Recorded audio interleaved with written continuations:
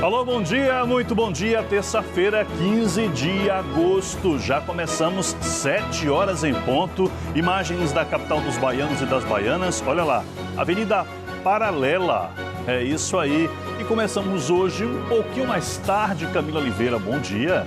Bom dia, Ricardo Ismael. Uma ótima manhã de terça-feira para todo mundo. A gente piscou e agosto já chegou quase na metade, dia 15 hoje.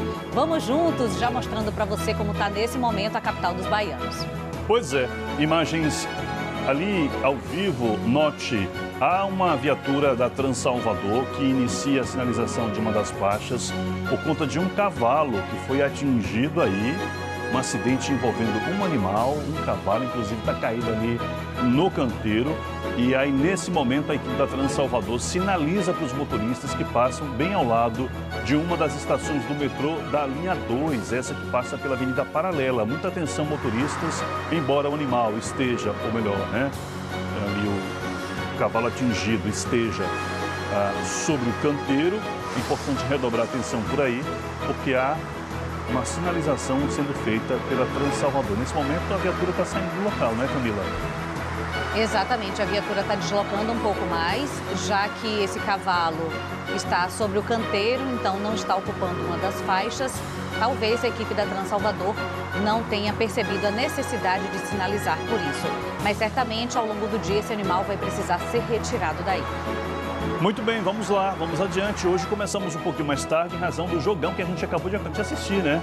Emoção nos minutos finais. A gente estava aqui já pronto na expectativa de esperando.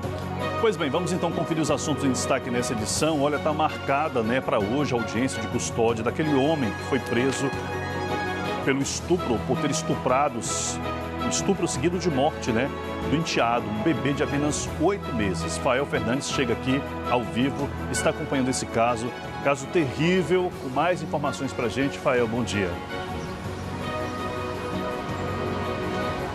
Oi, gente, bom dia a vocês, a todo mundo aqui do Jornal da Manhã. Realmente um caso bastante difícil, aconteceu na região metropolitana de Salvador. A criança morreu no sábado em um hospital em Madre de Deus e foi enterrado ontem em Santo Estevão. Daqui a pouco, aqui no Jornal da Manhã, a gente vai conversar com a avó do menino Gael, que tinha 8 meses. Daqui a pouco a gente volta com mais informações. É com vocês aí no estúdio. Obrigado, viu, Fael? Já mais detalhes ao vivo. E a gente também tem assuntos do interior do estado. Imagens de câmeras de segurança já estão com a polícia e podem ajudar a identificar os atiradores que mataram 4 ciganos em um restaurante em Feira de Santana. Por isso, já vamos fazer contato com Bruna Evangelho. Oi, Bruna, antecipa pra gente esse assunto. Bom dia.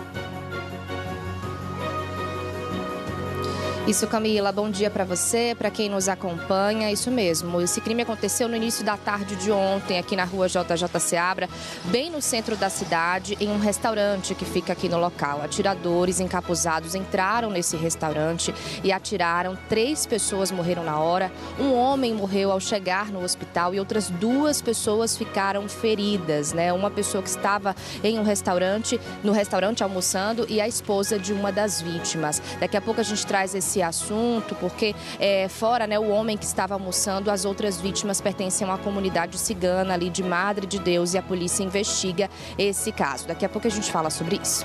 Tá certo, então, Bruna, enquanto você falava, a gente já estava vendo imagens logo depois dessa chacina que aconteceu em Feira de Santana. E olha só, a justiça determinou que fosse solto o marido da cigana Yara Flor.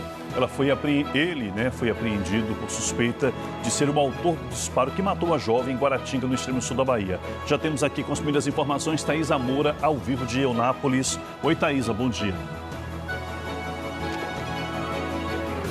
Bom dia para vocês, Ricardo, Camila, todos que nos assistem.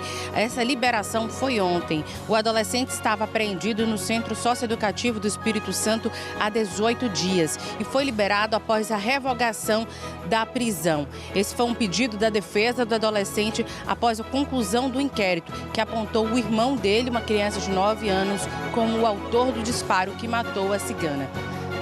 Já mais detalhes. Muito bem, obrigado, Thaisa. Já outras informações desse caso, né? Yara Flor. Camila? Volta para cá, Ricardo, porque ainda no ritmo da semifinal da Copa, a gente fala de esporte também no Jornal da Manhã. Assistiu o jogão? Bom dia. Exatamente, assisti sim, Camilinha. Bom dia para você, bom dia, Ricardo Ismael, bom dia, Jornal da Manhã. A gente vai falar de emoções também de ontem à noite, porque o Bahia de Feira deu um bom passo à frente. A gente vai falar de Bahia, a gente vai falar de Vitória, né? Eles jogam no fim de semana, tem grandes desafios internos para superar. O Bahia no aspecto técnico e o Vitória no quesito lesões. Já eu trago mais detalhes, porque o destaque inicial hoje vai para o tremendão, para o Bahia de Feira, que venceu o Nacional do Amazonas por 2-0 na Arena Cajueiro e abriu uma boa vantagem para o jogo de volta nas oitavas de final da Série D, que vai ser no fim de semana. Então, daqui a pouquinho, eu volto mais com o esporte aqui no Jornal da Manhã. Fechou? Valeu, seu Gustavo. Valeu, até já. Olha, conversa com a gente, hein? Vai lá na rede social, Twitter, marca você no JM, manda foto, comentário, ponto de vista, sugestão, a crítica. Fique à vontade, a casa é sempre sua. E tem outro jeito de participar, talvez até mais fácil para você. Desbloqueou o celular? Então aproveita e salva nosso número que está aparecendo. Manda uma mensagem para a gente através do WhatsApp.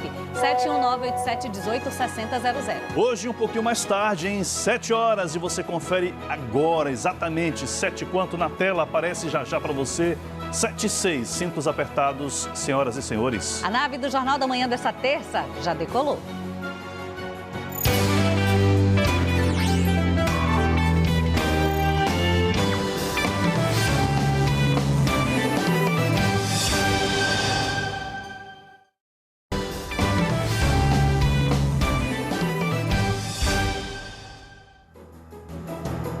Olha aí, voltamos. Bom dia para você que nos acompanha em toda a Bahia. 7 horas 9 minutinhos. Essa é a capital, Salvador na tela. Região do Acesso Norte, Ladeira do Cabula, Via Expressa, BR, Bonocô.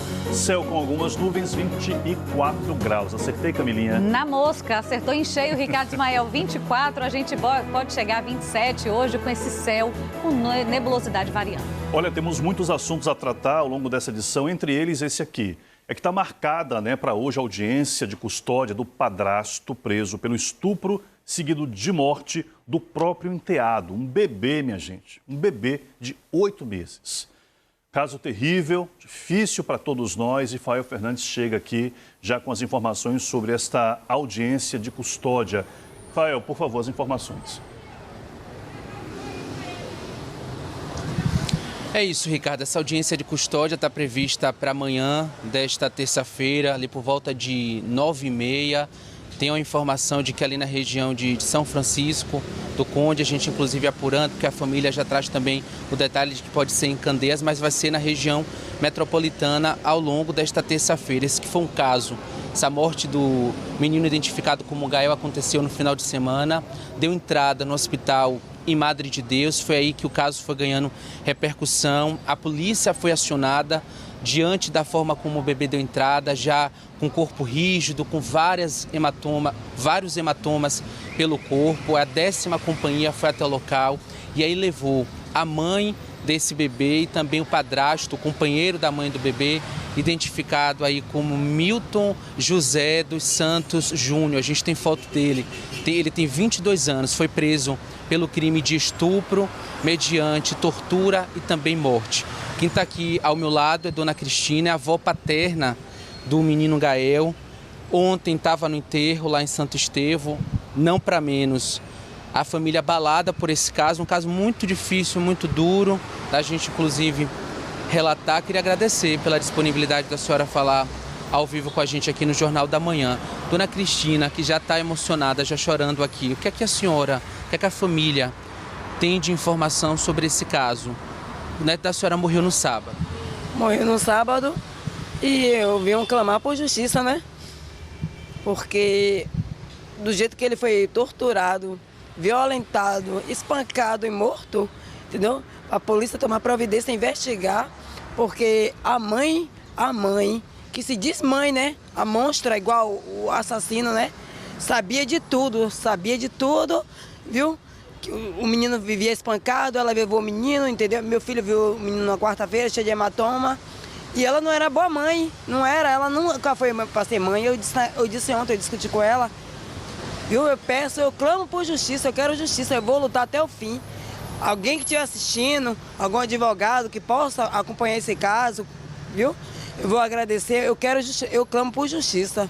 A informação que a senhora tem é que o neto da senhora, o menino Gael, era espancado pelo padrasto da mãe dele, não é isso? Por Milton, que está preso e que vai passar por audiência de custódia hoje. Espancado, ele batia no menino. Ela ligou uma vez pro meu filho dizendo que queria um pediatra, que o menino estava com hematoma na cabeça. Hematoma é uma criança de 8 meses, hematoma de quê? Porrada que tomava, ela sabia de tudo, ela sabia de tudo, ela sabia, viu?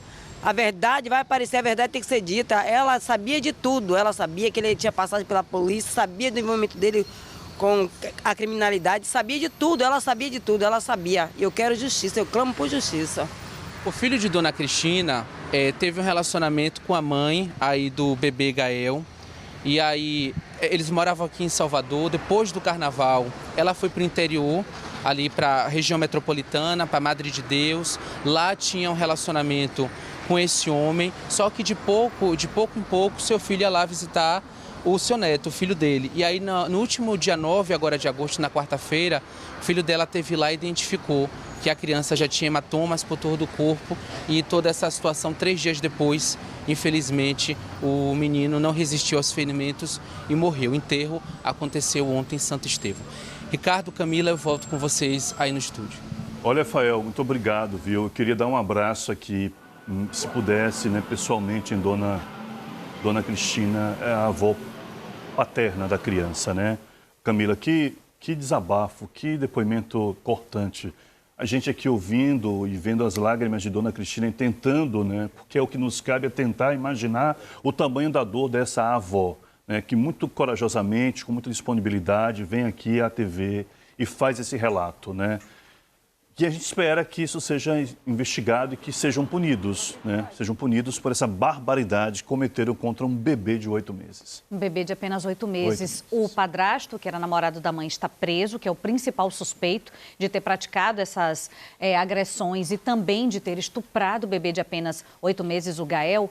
E agora, Dona Cristina também reforça de que a família pede justiça porque há suspeita da família paterna de que a mãe sabia de tudo que aconteceu. Como disse aqui Dona Cristina, obviamente que tudo isso será investigado e vamos acompanhar de perto esse caso. Não cairá no esquecimento, viu? 7h15. Olha, moradores de Sussuarana reclamam do seguinte: dificuldade para conseguir pegar ônibus, principalmente no início da manhã. Segundo eles, o que é que acontece, Ricardo, pessoal de casa? Os ônibus passam, o pessoal no ponto dá a mão, só que eles passam direto. Olha aí o que está acontecendo. Nossa equipe de produção recebeu, nossos colegas também foram para lá para apurar tudo de perto. Os ônibus já passam cheios e, por isso, mesmo sendo chamados, não param no ponto. Olha esse daí. Até a porta tem passageiro ali na escada também. Pessoal, isso aí não foi só um dia não, viu, Ricardo? O relato é de que tem sido frequente. Exatamente. Você viu na tela, dia 7 de agosto, dia 8 de agosto, o morador acompanhou isso durante uma semana, fez os registros, mandou para a gente pedindo ajuda ao Jornal da Manhã. Ônibus cheios, eles vão para os pontos, colocam a mão e simplesmente o buzu não para. Felipe Costa foi para lá para atender a esse pedido, porque estamos sempre perto e colados junto à comunidade. E vai trazer para a gente agora, Felipe, ao vivo aí, qual é o cenário, o que é que os órgãos dizem a respeito disso. Isso, Ricardo, Camila, bom dia para vocês, bom dia para todo mundo. O morador reclamou, a gente veio ver o que estava acontecendo e realmente é um problema, como você disse, que acontece sempre, quase todo dia. O ônibus vem muito cheio, a gente está aqui na Avenida Ulisses Guimarães, que é a principal do bairro de Sussuarana, quase chegando no CAB. Esse é um dos últimos pontos em direção ao CAB aqui de Sussuarana, então eles vêm trazendo moradores de outros pontos aqui do bairro. Quando chegam aqui, eles já estão superlotados, como a gente viu aí nos vídeos enviados, com o passageiro na porta, e aí o motorista nem para, porque não tem como colocar novos passageiros, e aí passa direto. Quem mora por aqui fica sem ter transporte. Gente como a Nárnia, né, Nárnia? Muito bom dia, bem-vindo aqui, bem-vinda ao Jornal da Manhã. Você passa por isso sempre, é isso? Sim, todos os dias a gente tem que pegar o ônibus lotado e nem para nenhum. Todos os dias a mesma coisa. A gente vai pro trabalho, eu chego atrasada, chego cedo, só sai 5h40. Mas se eu não sair 5h40, eu chego lotado o ônibus, não dá para parar nenhum. A gente tem que andar isso aqui tudo, esse centro todo, para chegar lá suada no trabalho.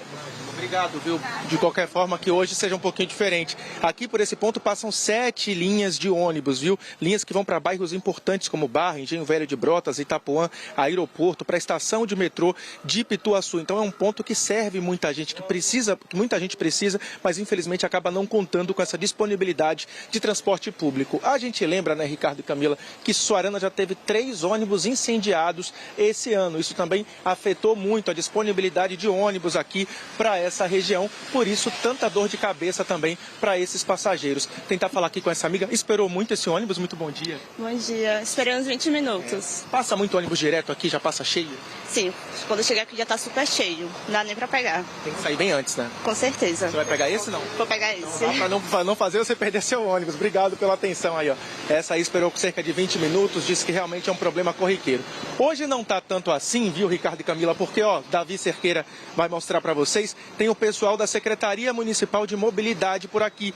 Eles chegaram bem cedo, a gente pediu um posicionamento da Secretaria nos últimos dias para saber o que poderia ser feito aqui, e aí eles falaram que iriam enviar equipes para avaliar como está sendo essa operação de transporte aqui na região de Sussuarana, e realmente mandaram. Eles estão aqui avaliando o que pode ser feito, quais linhas devem ter mais oferta de ônibus, e aí eles estão analisando como isso está funcionando, e hoje os motoristas, quando veem que tem essa equipe, estão respeitando, estão parando, mesmo com os ônibus cheios, e o mesmo serve também para Águas Claras, onde houve essa mesma reclamação. Ricardo e Camila.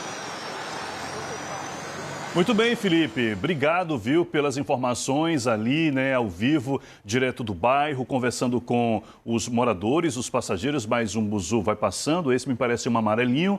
E que bom também que a equipe da CEMOB foi para lá, né? Nós provocamos, diante das reclamações que os moradores fizeram junto à nossa produção, provocamos a secretaria e hoje, né, para a alegria aí da população, sobretudo de quem pega o buzu, lá estão os representantes da CEMOB ali fazendo anotações, fotografando, acompanhando de perto essas reclamações recorrentes no bairro.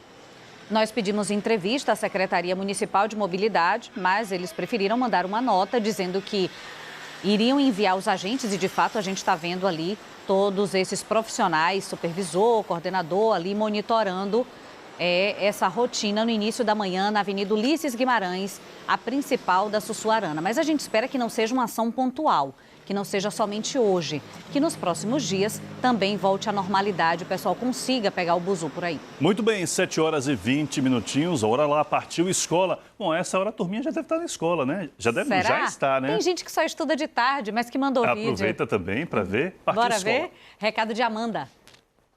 Meu nome é Amanda Damasceno Machado, eu moro em Baçaí, eu tenho 5 anos, partiu escola. Bom dia, pessoal, eu sou Écio Neto, moro em Salvador, Bahia, eu tenho 5 anos, eu vou pra escola, ver meus amigos e brincar com eles. Hashtag partiu escola.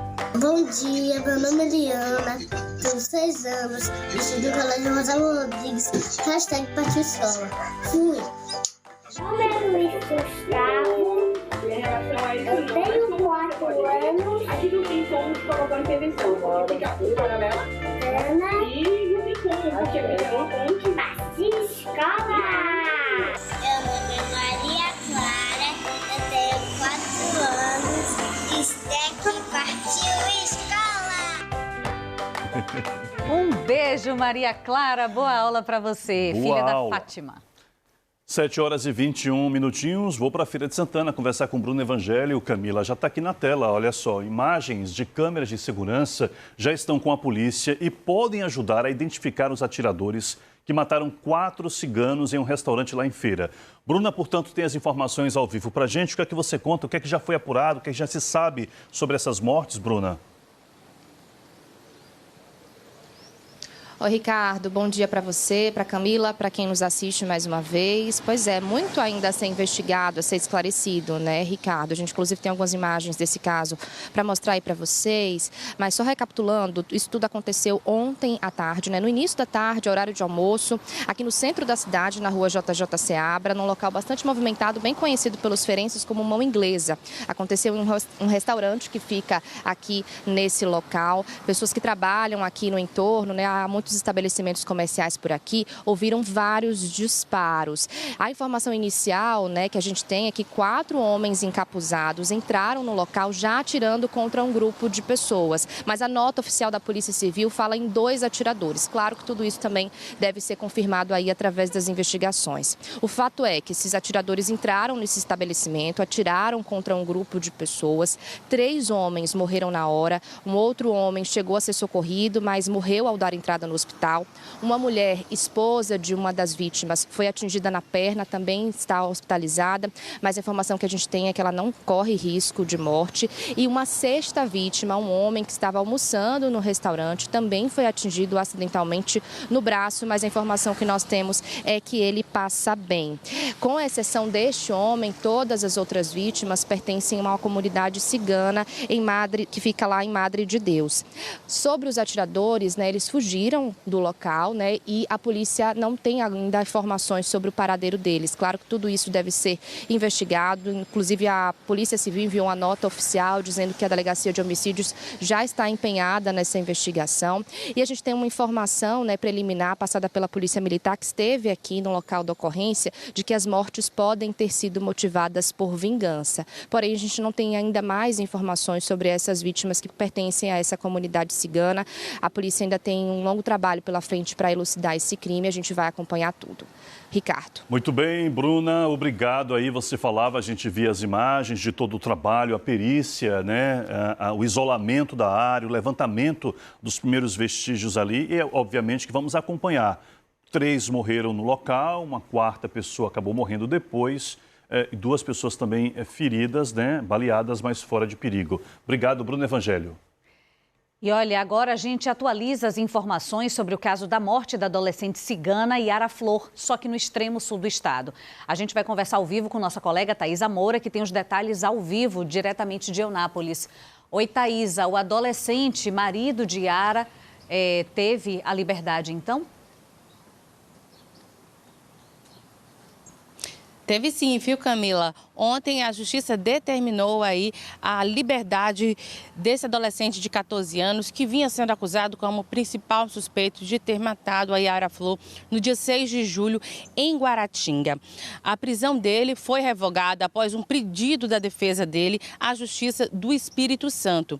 Nesse pedido aí, o advogado deixou claro de que o inquérito que foi concluído e divulgado na última sexta-feira apontava outra pessoa como autor dos disparos, nesse caso, o irmão dele, uma criança de 9 anos. A Justiça, então, analisou esse pedido e resolveu revogar a prisão do adolescente e conceder a liberdade. Ele foi preso no dia 26 de julho e libertado ontem. Foram aí 18 dias de internação no Centro Socioeducativo do Espírito Santo. Nas imagens, a gente consegue ver aí o dia do casamento entre os adolescentes. Foi no dia 6 de maio. Ela foi morta 46 dias após esse casamento.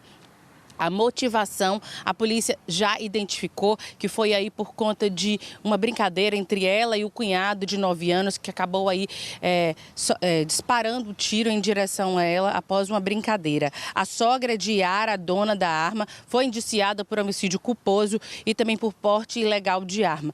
E o tio dela, que 10 minutos após o disparo que matou Yara, chegou em frente à casa e também deu 2 disparos, também foi indiciado aí por disparo de arma de fogo. É com vocês no estúdio. Obrigada, viu, Thaisa Moura. Enquanto você falava, a gente estava vendo imagens do casamento em maio.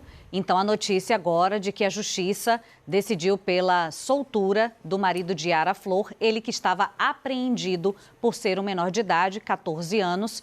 E depois da conclusão do inquérito, a Justiça, então, decidiu por soltá-lo, já que a conclusão do inquérito aponta que foi um disparo acidental e que a arma estaria na mão do cunhado de Yara, irmão do adolescente que estava apreendido, uma criança de 9 anos.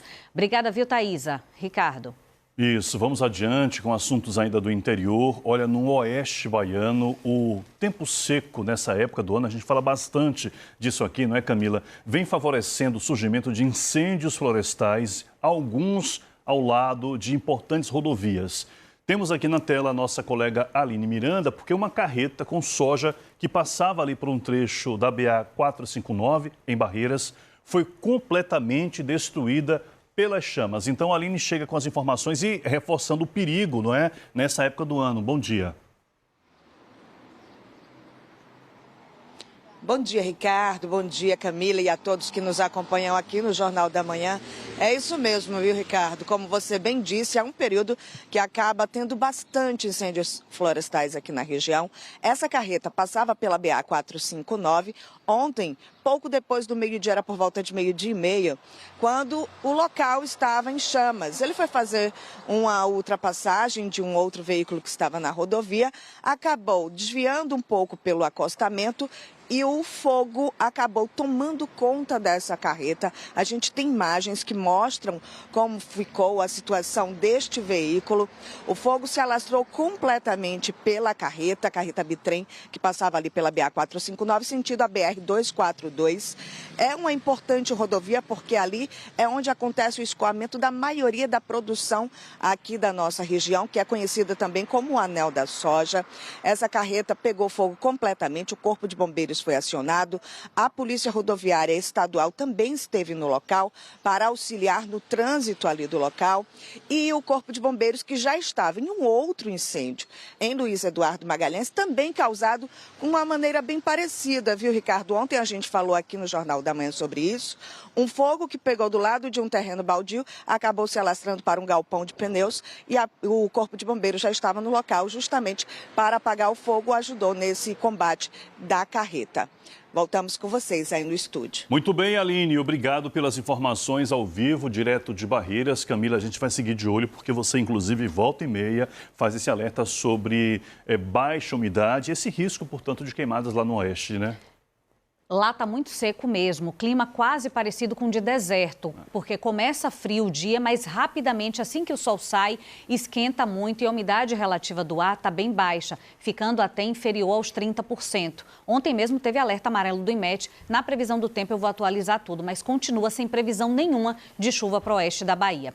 Agora a gente muda de assunto, você deve lembrar que ontem nós trouxemos aqui o caso do influenciador que foi agredido de forma muito covarde lá em Rui Barbosa, não foi isso, Ricardo? Exatamente, é sobre esse caso que agora a gente fala, viu, porque foi transferido para o Hospital Clériston Andrade, em Feira de Santana, né, o influenciador digital Rafael Porto, esse sobre quem Camila se refere, está na foto aí, 21 anos, foi espancado por um homem ainda não identificado ao sair de um bar em Rui Barbosa, que fica ali na chamada Porta da Chapada, né? Mais ou menos 300 quilômetros da capital. Rafael sofreu várias fraturas na face, inclusive, segundo os relatos, o homem usou um capacete para agredi-lo. Ele precisou de atendimento especializado. Amigos do blogueiro afirmam que o crime foi motivado por homofobia.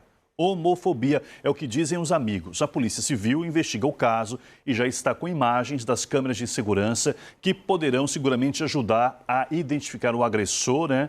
Bom, agressor covarde, porque desta maneira, com esta brutalidade, deixando o Rafael desse estado, que a gente, inclusive, você via nas fotografias ali, não mostrou, né, em razão da extensão das lesões, né, de como o rosto dele ficou desfigurado, Camila. E agora ele precisou dessa transferência, está em Feira de Santana, para poder ser avaliado por especialistas que podem decidir ou não por até uma cirurgia. Foi o que a mãe também relatou e segue acompanhando. Boa recuperação para ele, que tudo seja esclarecido e que esse responsável pela agressão seja preso. Até porque o Clériston Andrade, em Feira de Santana, é um centro especializado, referência em muitas especialidades, com mais suporte avançado, com mais recursos aí para, enfim, né, os procedimentos que serão necessários aí na recuperação do Rafael. 7h31, Camilinha. Olha, tem uma notícia que deixou todo mundo em alerta no interior da Bahia. A Prefeitura de Fátima, que fica no norte aqui do estado, suspendeu as aulas por causa de um surto de catapora na cidade. Olha isso, catapora conhecida aí como varicela, viu, pelos especialistas, é uma doença infecto-contagiosa e altamente tem esse poder, né, de transmissão muito forte. Sobre esse assunto a gente conversa agora com Mônica Reis, ela é secretária da Saúde lá da cidade de Fátima. Bom dia, secretária, tudo bem? Seja bem-vinda aqui ao Jornal da Manhã. Bom dia, Ricardo, Camila, bom dia. Então, secretária, foi de fato preciso suspender as aulas nas escolas do município em razão desse surto de catapora. Qual é o cenário neste momento aí na cidade? Sim, em 2 semanas nós iniciamos, na semana passada, com uma das escolas do estado, onde houveram 7 casos. Nós isolamos essa escola, fizemos a higienização da escola, porém, essa semana nós temos agora casos nas escolas do município. Então, seguindo orientações da DIVEP, nós conversamos com a Secretaria de Educação e recomendamos a suspensão das aulas de forma presencial nesses últimos 7 dias, né, para que a gente possa conter essa curva crescente, visto que a gente está tratando de uma doença aguda altamente contagiosa, como você disse. Já há uma previsão de retomada das aulas ou, por enquanto, a decisão vai se estender por essa semana? Sim, nós deixamos por 7 dias, seguimos a recomendação de 7 dias. Dentro desses 7 dias, nós vamos observar o número de casos notificados no município. Se o número de casos continuar numa curva sem crescimento, nós retornaremos às aulas no próximo na próxima semana. Serão 7 dias de aulas, sem aulas presenciais. No dia 22, retornarão as aulas. Dia 22. Vamos, então, acompanhar a secretária para explicar um pouco melhor. Quantos casos confirmados de catapora e quantos notificados em acompanhamento? Nós temos notificados no município 18 casos e temos relatos de alguns casos que não foram ainda notificados. A Vigilância Epidemiológica do município está se deslocando dentro das localidades para poder notificar esses casos que estão sem notificação, para que nós tenhamos um número real desses casos. Porque, por se tratar de uma doença aguda e muitas vezes se apresenta de uma forma sem gravidade, as pessoas não procuram as unidades de saúde e não acham importante notificar. Então, alguns casos estão subnotificados. Tendo essa ciência, a Vigilância Sanitária, a Vigilância Epidemiológica do município está se deslocando para notificar todos esses casos. Mas efetivamente confirmado, secretária, me desculpe, efetivamente confirmado? Efetivamente confirmado, nós temos 18 casos. Certo, então são alunos da rede municipal de ensino da cidade de Fátima, no norte da Bahia, que estão fora da sala de aula. Estadual também. Estadual também.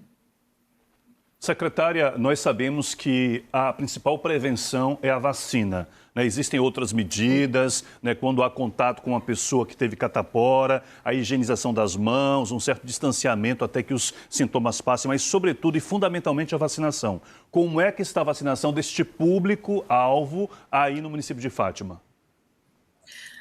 Nós estamos notificando e vacinando todas as escolas onde acontecer o surto, porém nós estamos encontrando também resistência na vacinação. Alguns pais não se sentiram seguros em vacinar e alguns adolescentes não foram vacinados. O público-alvo, onde tem o maior número de casos, são entre os adolescentes.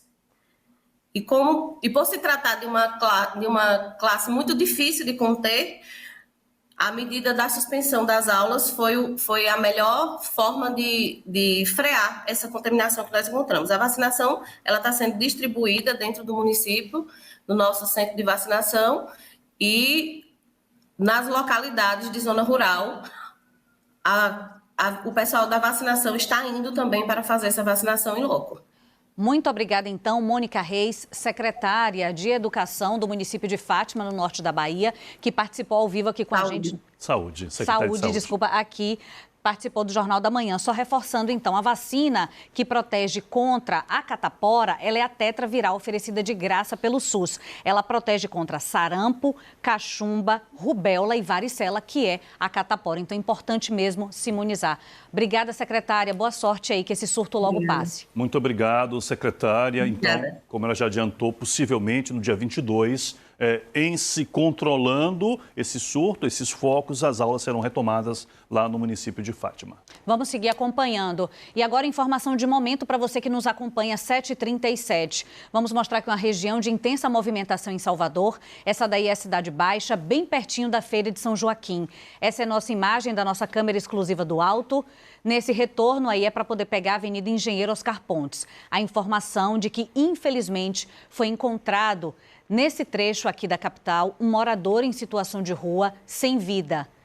As autoridades já foram acionadas, a Polícia Militar já está por lá, fazendo ali, de alguma forma, a proteção do local, embora a gente esteja vendo a movimentação perto do ponto de ônibus onde essa pessoa foi encontrada. E é isso, Ricardo, registro de agora ao vivo. É uma nota triste, né? Um corpo ali na altura daquele ponto, né? Um ponto ali, bem exatamente nesse retorno, para quem vem da Oscar Pontes e vai acessar a Jequitaia. Note que a viatura da polícia, algumas pessoas param e observam. Esse corpo foi coberto com uma espécie de pano vermelho. Foi para, de fato, preservar ali de alguma forma. É uma situação complicada. A polícia ainda vai apurar o que foi que aconteceu, o porquê dessa morte desse homem. E a gente vai seguir, então, acompanhando tudo isso. Muito bem, vamos adiante, 7h38. A gente vai conversar com Miller Nunes agora, né? A respeito do caso, Camila, do bebê que foi morto, né? Estuprado e morto em São Francisco do Conde. Miller, bom dia.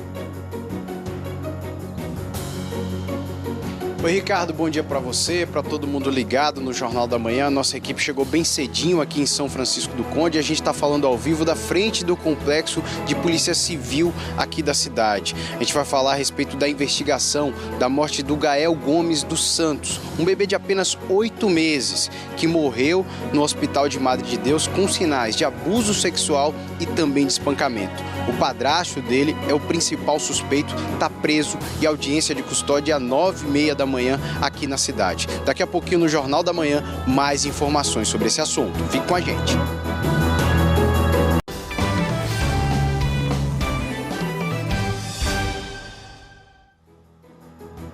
Olha aí, voltamos, 7h43 minutinhos. A hora tá passando, hein? É a terça-feira, 15 de agosto, com imagens da capital. Já já a gente traz os detalhes da previsão do tempo, mas já antecipando que a gente tem aquela condição de chuva rápida e isolada a qualquer hora. Olha, a gente começa esse bloco contando o seguinte: a justiça soltou o marido da adolescente cigana Yara Flor. Vamos então até Vitória, no Espírito Santo, onde o adolescente estava apreendido. Para conversar com o nosso colega, o repórter da TV Gazeta, Paulo Ricardo Sobral, que chega ao vivo com as informações. Oi, Paulo, bom dia, tudo bem? Seja bem-vindo aqui ao Jornal da Manhã. Obrigado, Ricardo. Bom dia para você, bom dia, Camila, bom dia a todos. Esse adolescente estava apreendido aqui em Vitória, no Espírito Santo, porque, segundo as investigações, após o crime, ele e a família fugiram por uma estrada de terra que passava por Minas Gerais e vieram para a Vila Velha, onde eles têm parentes. Estavam escondidos na casa de parentes. A gente tem até as imagens aí nesse dia aí que tudo isso aconteceu, toda essa confusão, todo esse crime aconteceu. Eles saíram realmente em fuga e vieram se esconder aqui no Espírito Santo. No dia 26 de julho, esse adolescente foi apreendido pela polícia e foi levado para uma das unidades do Instituto de Atendimento Socioeducativo do Espírito Santo, o IASES, onde estava cumprindo uma medida socioeducativa enquanto esperava o inquérito ser fechado, já que o principal suspeito desse crime era ele. E aí, com a conclusão do inquérito, no dia 10 de julho, pela Polícia do Estado da Bahia, que apontou que o tiro foi disparado pelo irmão do adolescente, uma criança de 9 anos, enquanto estava brincando com Yara, expediu-se, né, o pedido de relaxamento dessa apreensão. Então, ontem à noite, esse jovem foi liberado do IASES, do Instituto Socioeducativo, onde estava cumprindo medida socioeducativa. Em nota, a defesa não comentou o teor e as circunstâncias, mas confirma que houve decisão de liberar o menor, disse o advogado Homero Mafra, que representa o adolescente. Nós também procuramos o pai do menino, que disse que não vai comentar essa decisão. O marido de Yara Flor tinha sido apreendido no dia 26 de julho, após essa suspeita do crime. Então, no dia 10 de julho, a Polícia Civil do Estado da Bahia finalizou um inquérito sobre a morte da adolescente e concluiu que o tiro que matou ela foi disparado de forma acidental pelo cunhado da adolescente, uma criança de 9 anos. Eles estavam numa brincadeira e acabou que essa brincadeira resultou nesse tiro acidental, que foi disparado pela criança de 9 anos, foi o que concluiu o inquérito aí do Estado da Bahia, liberando então o adolescente que estava apreendido aqui no estado do Espírito Santo. Ricardo, Camila. Muito bem, muito obrigado pelas informações. Conversamos agora com Paulo Ricardo Sobral, repórter da TV Gazeta, afiliada da Rede Globo, lá em Vitória, no Espírito Santo. Obrigado, Paulo. Bom trabalho para você. Até mais, Paulo. Seguindo daqui para poder trazer um alerta contra a dengue, 24 municípios baianos estão em situação de emergência para a doença. Já os casos de Zika, Ricardo e pessoal de casa, os casos de Zika cresceram mais de 80%. Felipe Costa, alerta ligado mesmo antes do verão, que é o período normalmente que a gente vê essa crescente de casos. Todo mundo precisa participar dessa luta, não é? Isso, Camila. Olha, alerta ligado para todo o estado, viu? Todo mundo em sua casa tem de tomar cuidado por causa desse mosquito que transmite doenças tão preocupantes como essas três. A gente vai falar um pouquinho mais sobre isso agora com a Sandra de Oliveira, que está aqui comigo. Ela é coordenadora de doenças de transmissão vetorial do estado. Sandra, bem-vinda aqui ao Jornal da Manhã. Primeiro, quais são os números de casos que nós temos hoje de Zika, chikungunya e de dengue? Bem, hoje o Estado apresenta um número de casos prováveis de dengue de aproximadamente 40 mil casos, então estamos em torno de 39.800 casos, aproximadamente 14 mil casos de chikungunya e 1.700 aproximadamente de Zika. Esses números são maiores do que no mesmo período do ano passado? Sim, em relação a dengue e Zika, nós apresentamos um incremento quando comparado ao mesmo período do ano anterior. Para a chikungunya, estamos apresentando uma redução, mas isso não significa dizer que a mesma atenção que deve ser dado à dengue e à Zika não deve ser dado também à chikungunya. A gente tem alguns municípios em situação de epidemia, né? O que é que está sendo feito nesses municípios e quais são esses municípios, os principais, pelo menos?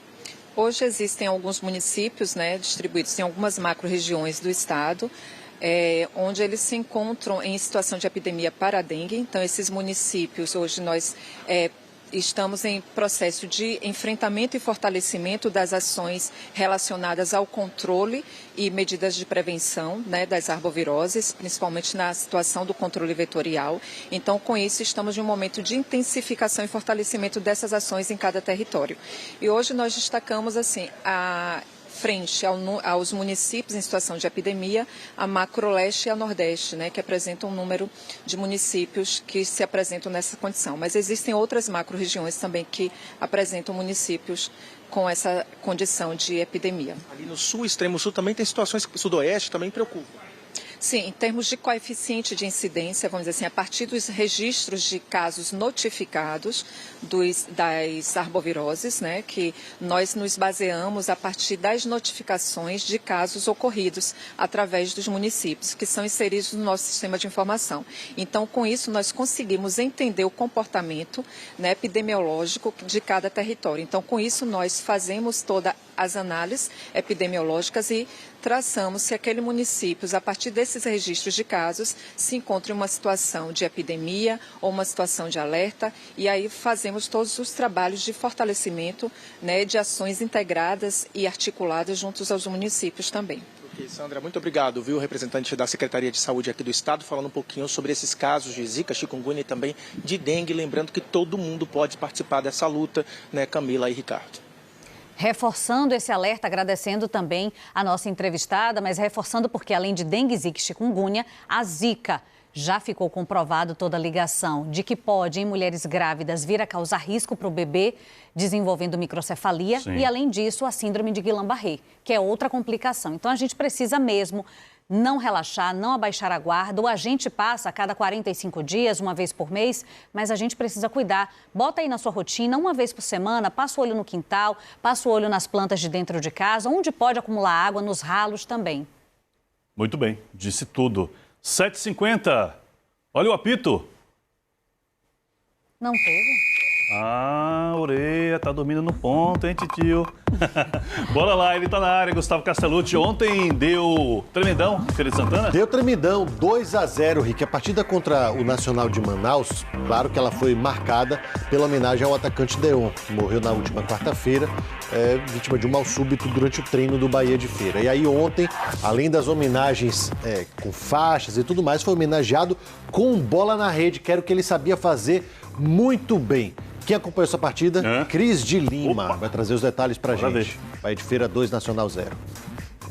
Olá para você que se liga no Jornal da Manhã, uma noite de emoções fortes aqui na Arena Cajueira, em Feira de Santana. Emoções que, inclusive, começaram antes mesmo da bola rolar. É lógico, né, que a noite toda foi de homenagens a Deon, o camisa 9 do Bahia de Feira, que faleceu na última semana durante o aquecimento, durante a preparação para essa partida contra o Nacional aqui mesmo, na Arena Cajueiro.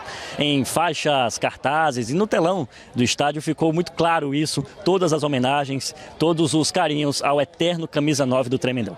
Tremendão que começou a partida elétrico, né? Justamente por conta disso. Um bate-rebate acabou fazendo com que a bola sobrasse para Paulinho e ele colocou a bola para dentro. 1-0 para o Bahia de Feira. E o Paulinho estava inspirado mesmo, viu? Ele recebeu uma inversão e colocou a bola no pé do Tony Galego. E aí ele não perdeu, né?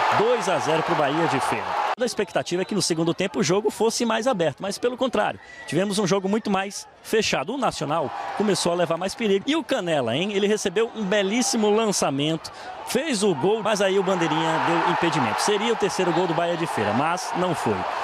E o goleiro Alan, do Bahia de Feira, que foi muito importante na classificação do Bahia de Feira para essa partida aqui, para essa fase do mata-mata da Série D, também brilhou. No finalzinho, o Paulinho fez uma cobrança de faltas daquelas e o goleiro salvou. Bom, final de jogo, 2 Bahia de Feira, 0 Nacional. Os dois times voltam a se enfrentar sábado lá no Amazonas. O Bahia de Feira com uma boa vantagem e também com toda a torcida da família, dos amigos e todo esse clima de homenagem ao Deon. Essas são as informações. Cris de Lima, de Feira de Santana, para o Jornal da Manhã. Valeu, Cris. Que energia realmente muito positiva e que ajudou muito o Bahia de Feira a chegar lá. Tomara que confirme a vaga no fim de semana. A gente vai falar do Vitória agora, que joga em casa novamente nesta semana. Na sexta-feira vai enfrentar o Botafogo de Ribeirão Preto. E essa perseguição ao líder esporte, ela vai ser mais complicada para Léo Condé por conta do número de desfalques do elenco. Uma briga de leões na ponta da tabela. Há 2 rodadas no Brasileiro da Série B, o Sport tomou a primeira posição do Vitória.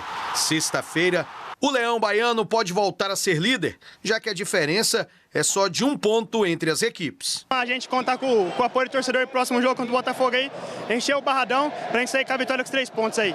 Enquanto o Sport pega o Guarani fora, o Vitória joga novamente diante do torcedor. Encara o Botafogo de Ribeirão Preto, sexta, no Barradão.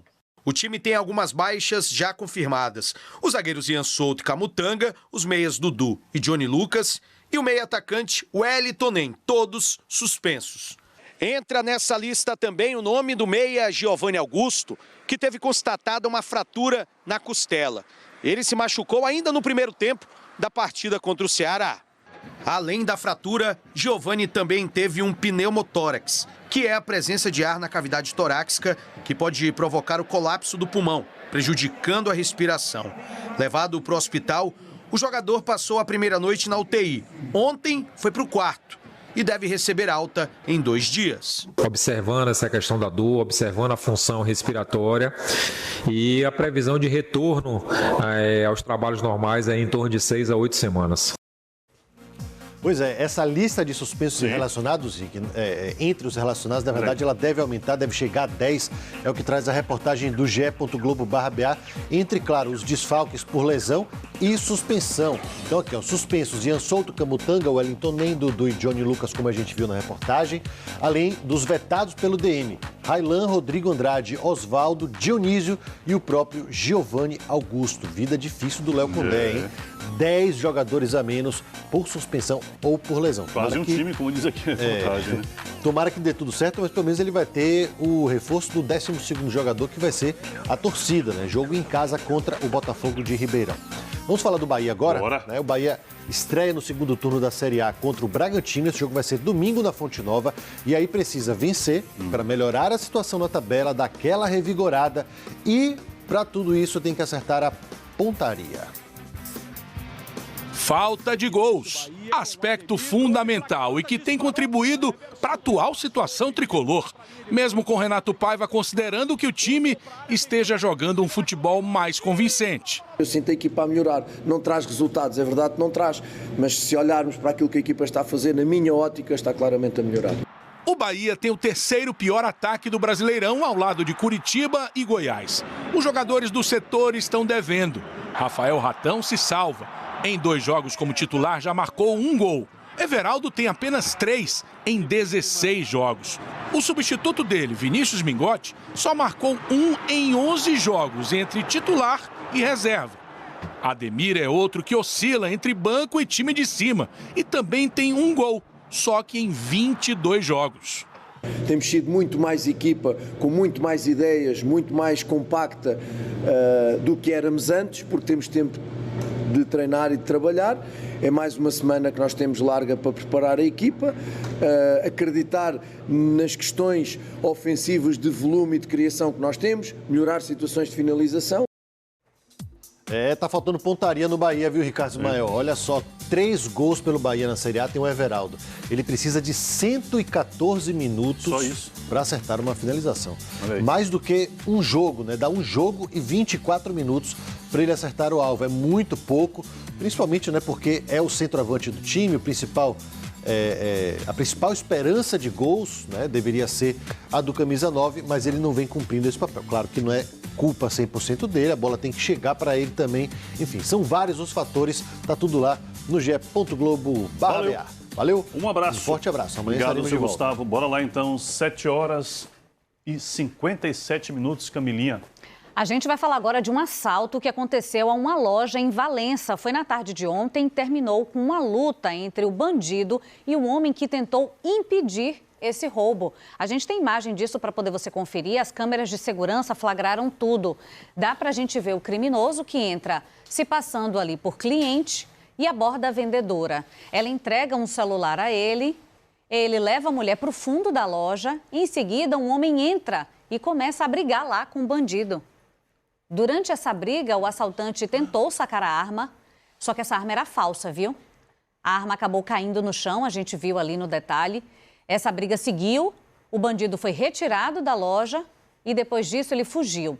A Polícia Militar disse que não foi acionada para essa ocorrência. A Polícia Civil informou que o proprietário, o dono da loja, registrou a ocorrência de roubo e que as imagens das câmeras de segurança vão ser, claro, repassadas para a polícia para ajudar na identificação desse ladrão.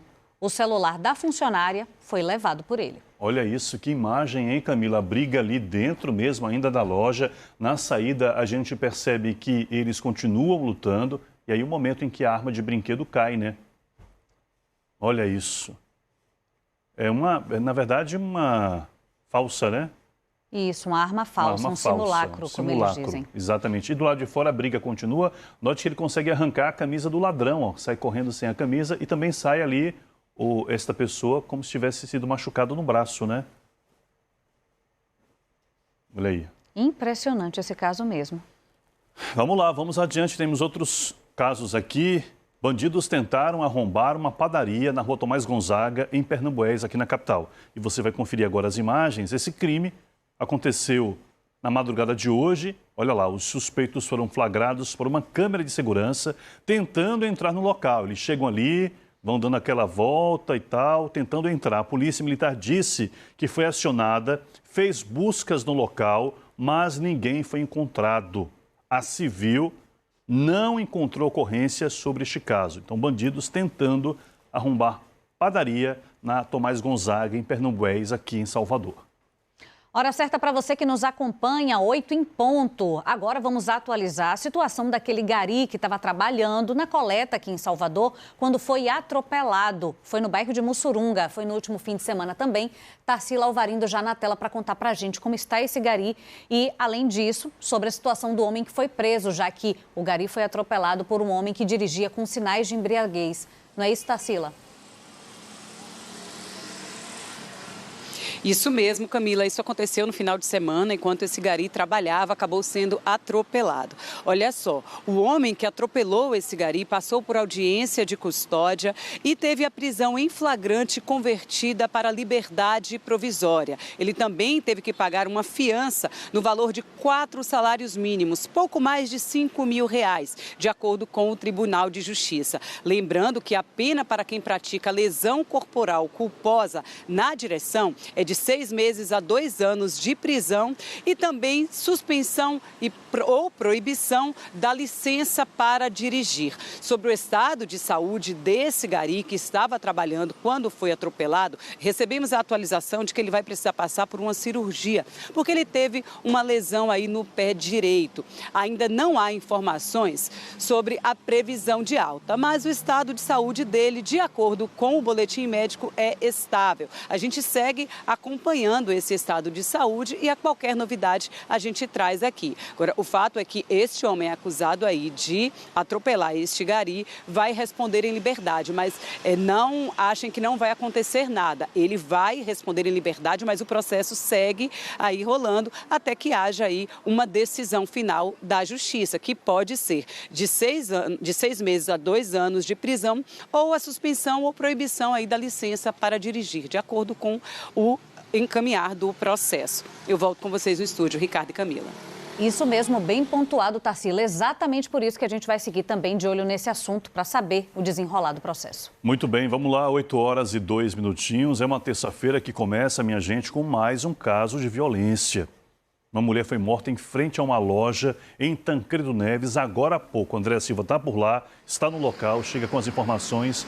Oi, André, o que é que você apurou, hein? Bom dia.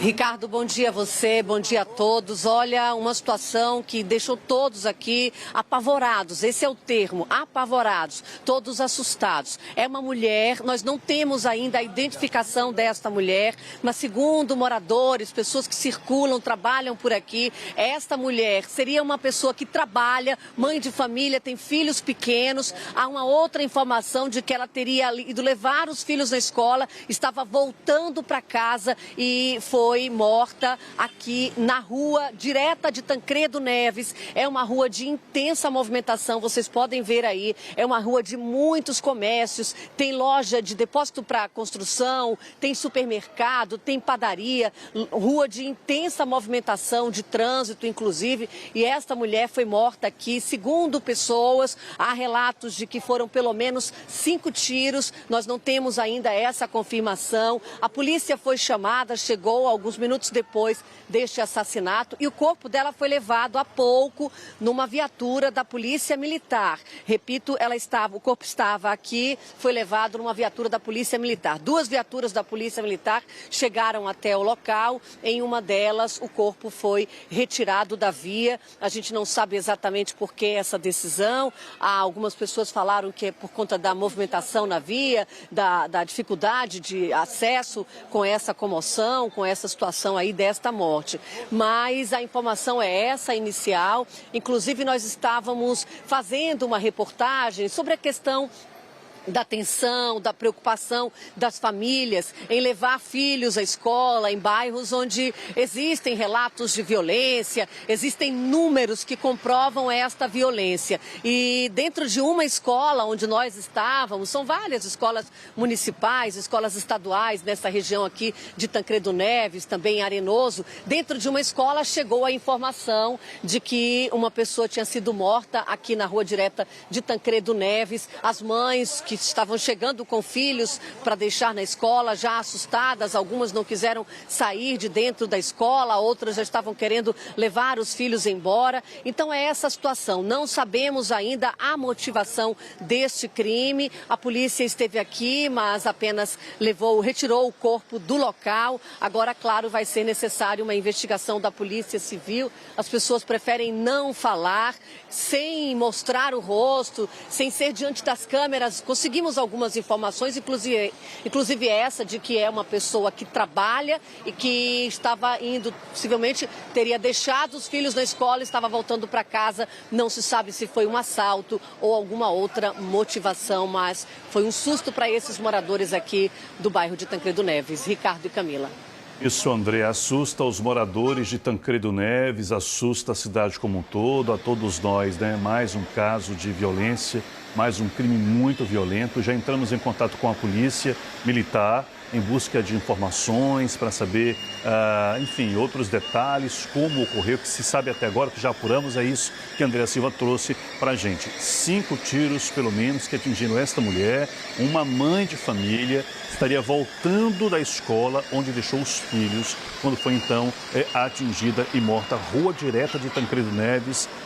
Olha, uma violência, viu, Camila, que a gente fica pensando onde é que tudo isso vai parar, né? Atravessa todos nós, não é só a família, não é só quem conhece, quem é amigo, não. Todo mundo que vive na cidade, todo mundo que mora aí nesse bairro, acaba sendo direto ou indiretamente impactado por isso.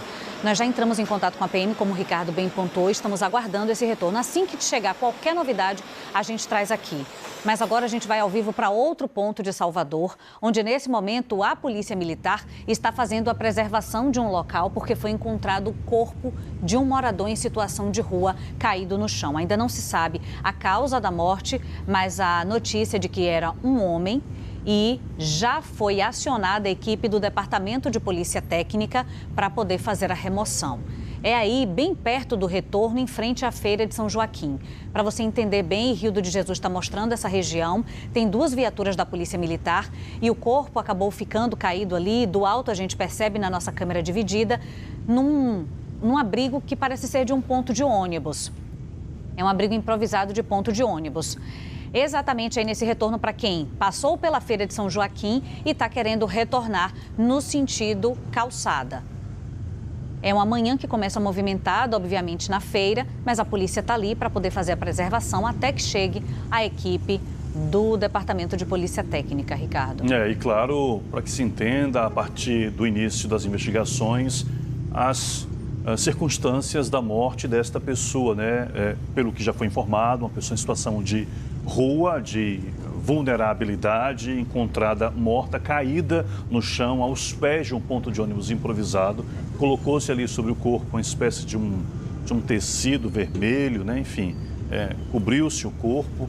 E aí a gente vai continuar guardando e acompanhando de perto para entender, né, as circunstâncias, como morreu esta pessoa em situação de rua. Obrigado, viu? O Rildo está por lá, mostra tudo para a gente ao vivo.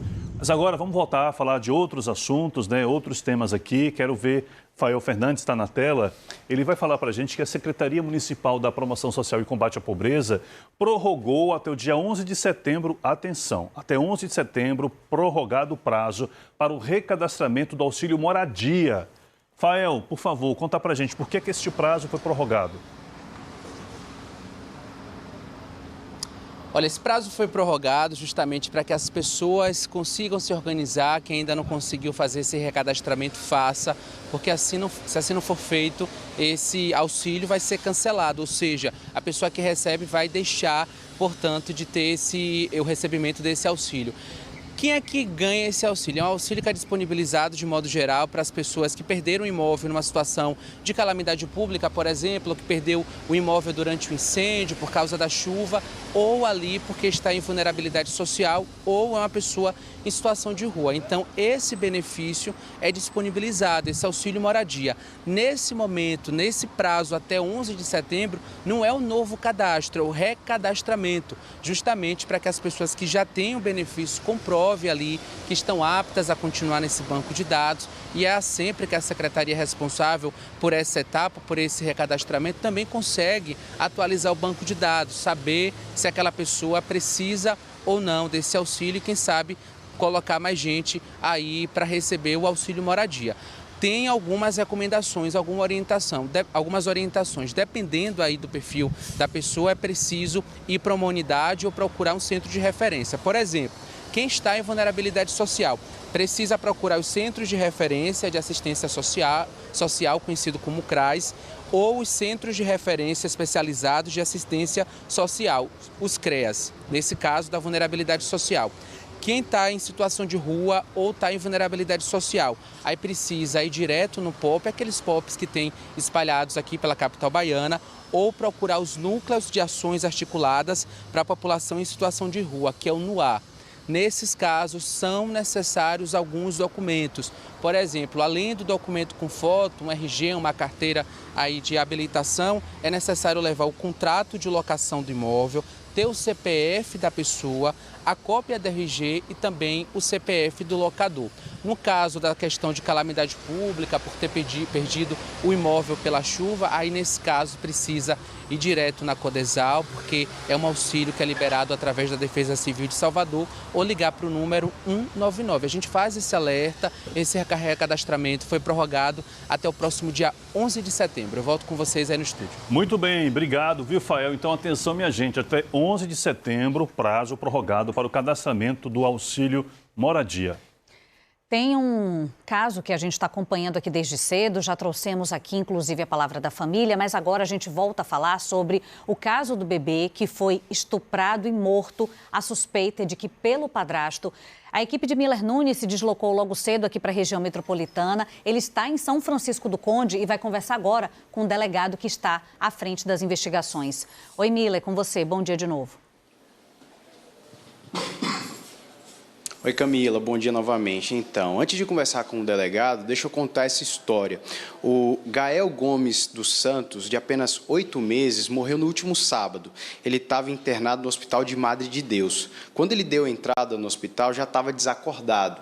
A mãe dessa criança e o padrasto levaram ele para lá. Lá, os médicos perceberam que ele tinha sinais de espancamento e de violência sexual. Chamaram a polícia militar, que conduziu os dois para a delegacia.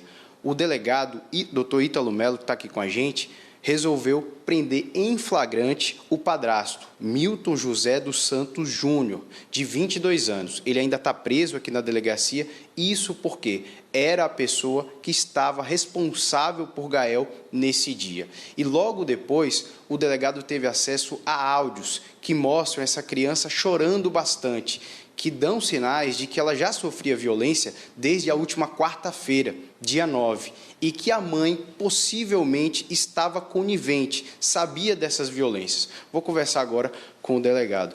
Doutor, um caso chocante, uma criança de apenas 8 meses de idade. Como é que o senhor teve a certeza de que essa violência sexual tinha sido praticada pelo padrasto? Bom dia. Certeza nós tivemos, porque todo preso quando é levado à prisão em flagrante, a gente tem dever legal de fazer o laudo de lesão corporal. E ao receber o laudo de lesão corporal, a perita constatou que ele estava com uma lesão na região íntima dele. E aquela região, e a perita perguntou o motivo daquela lesão. E ele falou que teve uma conjunção carnal com a mulher. E fazendo comparação com as características da lesão corporal genitária da criança, então não restou dúvida que ele foi o autor do fato. Do crime. A Gabriela disse que não sabia de agressões e nem dessa violência, inclusive que acreditava que a criança ainda estava viva quando foi levada para o hospital. Só que os médicos passaram para o senhor que a criança já chegou lá morta, inclusive com sinais de que ela já estava morta há mais tempo, não é isso? Isso. No depoimento dela, que foi um depoimento bem detalhado, ela entrou em contradições em várias vezes, mas não tínhamos certeza e não tinha como flagrantear ela, até mesmo porque não atendia aos requisitos do artigo 302 naquele momento. Então, optamos por realizar mais diligências, ter mais certeza para não incorrer em uma prisão arbitrária e possivelmente ser relaxada pelo juiz. Então, após realizar algumas diligências, chegamos até a mãe do padrasto, a qual compareceu na delegacia na tarde de ontem e nos forneceu áudios datados do dia 9 de agosto, onde a criança já vinha apresentando, gemendo muito, já sofrendo. E passaram-se 3 dias, ela veio a óbito dia 12. Então, no depoimento dela, ela fala que tentou ficar reanimando a criança por várias horas, tanto que ela só foi socorrida até meio-dia e já chegou em estado de rigidez cadavérico. Ou seja, tudo isso levou o senhor a crer que a mãe já sabia dessa violência, claro, dessas agressões. 3 dias de tortura, né? Tá certo. Doutor, muito obrigado pela entrevista. A gente vai seguir nessa história, Ricardo e Camila, porque é um caso que chocou a todos. A audiência de custódia do padrasto está marcada agora para 9h30 e o delegado ainda vai ouvir os avós paternos e maternos aqui em São Francisco do Conde. Volto com vocês. Muito obrigada, viu, Miller Nunes? Bom trabalho para a polícia que apure tudo, as circunstâncias da morte desse bebê de apenas 8 meses. E como o Miller bem pontuou, ele segue por lá com sua equipe, acompanhando essa audiência de custódia. E no Bahia Meio-Dia, reportagem completa, até com o resultado também da Justiça. Olha, chegou a hora do nosso Fato ou Fake. A nossa equipe separou 2 assuntos que estão aí gerando dúvidas, né, na internet. Um deles é sobre uma cobra venenosa nos pimentões. E outro assunto é uma entrevista escondida da Elis Regina, que viralizou depois de 43 anos. Marina Pignoni conta tudo pra gente. Olá, em tempos de inteligência artificial, a gente passou a desconfiar sempre que escuta alguém famoso dizendo algo inusitado. E a história da vez é uma entrevista misteriosa da cantora Elis Regina, que viralizou nas redes sociais agora, depois de 43 anos. Nesse áudio, a Elis está bastante irritada, falando até alguns palavrões. E ela está dizendo que prefere fazer um show do 1º de maio, Dia do Trabalhador, em uma fábrica e não num lugar que cobre ingresso das pessoas. Vamos ouvir um trechinho dessa entrevista. Eu vou cantar numa fábrica dia 1º de maio. Mário Lago já pistolou essa fábrica. Vou levar o Saudade do Brasil para dentro de uma fábrica. Rio Centro não tem operário que consiga chegar, porque o não tem carro para ir Rio Centro, nem 400 pau para pagar ingresso. Vamos parar de palhaçada. Pessoal, nós checamos e essa entrevista é fato. A dúvida surgiu porque recentemente uma campanha publicitária usou a inteligência artificial para criar uma cena em que a Elis aparece cantando ao lado da filha Maria Rita. Só que a Elis morreu quando a Maria Rita ainda era criança, então no caso do comercial era uma montagem. Já nessa entrevista que a gente escutou o trechinho do áudio, é fato. Para chegar a essa conclusão, o nosso repórter Rony Domingos falou com o filho da cantora, com o biógrafo dela e até com uma perita para analisar se essa voz era mesmo a da Elis. E se você ficou curioso para saber o passo a passo dessa investigação e também se quiser ouvir o trecho inteiro desse áudio, é só apontar a câmera do celular para o QR Code que está aparecendo na tela. Bom, e mudando de assunto, nossa próxima checagem é sobre um vídeo alarmista que mostra um bicho dentro de um pimentão verde. A mensagem que acompanha essa imagem diz que esse animal seria a menor cobra venenosa do mundo e que se alguém comer um pimentão com essa cobra, poderia até morrer. Olha só, gente. Mas tudo isso é fake. A nossa equipe já tinha desmentido em 2019 outra notícia falsa que usava esse mesmo vídeo.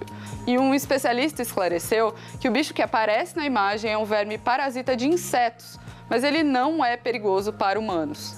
Além disso, a contaminação dos pimentões por esse verme não é comum. Ela só acontece em plantações sem as técnicas adequadas de controle. Bom, e para ver todos os detalhes das nossas checagens, você já sabe.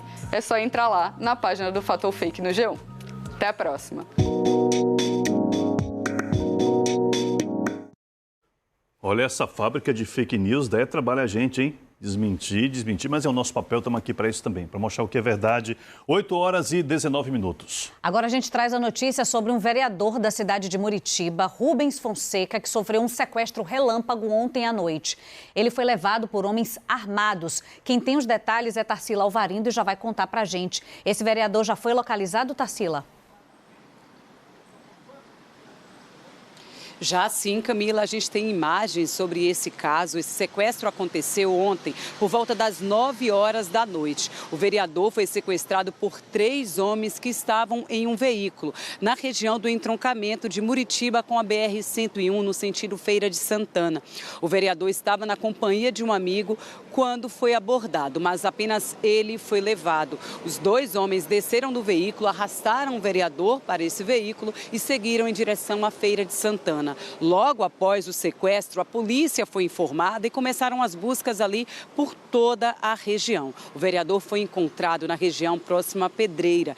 Ainda na madrugada, ele estava com as mãos amarradas e bastante assustado. A Polícia Civil está investigando este caso, mas ainda não há informações se o vereador já conseguiu falar sobre tudo o que aconteceu, se ele já está mais calmo para relatar aí o que aconteceu durante esse período em que ele ficou junto com esses 3 homens que fizeram essa abordagem, esse sequestro relâmpago. Ainda não há informações também se chegaram a levar alguma quantia ou qual seria o real motivo deste sequestro, dessa abordagem. A prefeitura local aí de Muritiba divulgou uma nota lamentando esse caso e ressaltando a necessidade de mais policiamento, de mais segurança para toda a região. A gente vai seguir acompanhando esse caso, inclusive acompanhando o que vai dizer o vereador Rubens Fonseca após este caso. Ele ainda deve estar se recuperando do susto, né? Afinal de contas, ele foi sequestrado durante a noite de ontem. Eu volto com vocês no estúdio. Muito obrigada, viu, Tarsila Alvarindo. Se souber de mais alguma informação, pode chamar a gente. E claro que todos os detalhes também logo mais no Bahia Meio-Dia. Muito bem, 8h21 e a previsão do tempo, dona Camila? Eu prometi, trago agora, já com imagem, abrindo nossa janela aqui do Jornal da Manhã, conferindo ao vivo que está chovendo na região de Itapuã. Olha lá na pontinha do lado direito da nossa imagem. E também aqui bem no meio, essas nuvens carregadas estão se deslocando e tem uma garoazinha caindo mais ao fundo. Essa condição pode ser principalmente agora pela manhã. Esse aumento de nuvens, chuva rápida, isolada também, está dentro do que estava previsto, segundo os meteorologistas. Eu conversei com Cláudia Valéria e ela falou sobre essa instabilidade que é típica mesmo do nosso inverno, Ricardo Ismael. Exato, já mudamos de posição, você veja essa outra câmera, né? Dá para ver ali o Rio Vermelho, alguma nebulosidade, também algumas aberturas, né? Mas por enquanto, sol brilhando aí. Os ventos estão soprando um pouquinho mais fortes também, isso é uma condição normal. A gente chegou a registrar ontem 21,3 graus aqui em Salvador, no interior do estado está fazendo 11 graus, mas o tempo está firme por lá. Aproveitando então para poder desenhar nossa configuração, solzão reinando absoluto, sem nuvens no céu na região oeste, entre algumas nuvens na região norte, no Vale do São Francisco, possibilidade de chuva pequena, só garoa, na região sudoeste, na madrugada e logo cedo, também chegando na Chapada Diamantina, e um pouquinho mais de chuva no nosso litoral. Essa é a configuração, por enquanto, para a nossa terça-feira. Aproveitando para trazer aqui os detalhes das temperaturas. Lençóis na Chapada, mínima de 18, máxima de 31 graus, podendo chover só 2 milímetros, é pouquinha chuva mesmo. Em Porto Seguro, que pode chover um pouco mais, 10 milímetros são esperados para essa terça-feira. Temperatura chegando a 28 graus. Para São Desidério no oeste, baixa umidade, 30% umidade relativa do ar, temperatura chegando à casa dos 32 graus. É preciso ter atenção. E destacando Salvador, podemos chegar hoje a 28 graus, são esperados 25 milímetros, mas como os ventos estão fortes, essa chuva toda não deve se confirmar na prática. Tábua de maré, baixa totalmente 9h30, alta perto das 4 da tarde e novamente baixa depois das 9h30 da noite, com lua minguante que não interfere e as ondas um pouco mais baixas, 1,40 de altura. Olha, 8h23, um intenso tiroteio assustou os moradores do Areal, localidade do nordeste de Amaralina, aqui na capital, né? Vamos conversar com o Fael Fernandes ao vivo com mais informações sobre este tiroteio. Ricardo, esse tiroteio foi registrado ontem, volta de 5h30 da tarde, e a Polícia Militar disse que os agentes da 40ª Companhia faziam rondas por essa região conhecida como Areal quando foram recebidos a tiros. Inclusive, houve um acionamento aí para ter um reforço policial. Esses homens conseguiram fugir, a polícia chegou a fazer aquele patrulhamento, aquelas rondas, mas até aqui ninguém foi localizado. Agora, a polícia fez a apreensão de alguns materiais como cartuchos, por exemplo. Essa situação foi ontem, não teve ninguém ferido pelo registro, mas chama bastante atenção.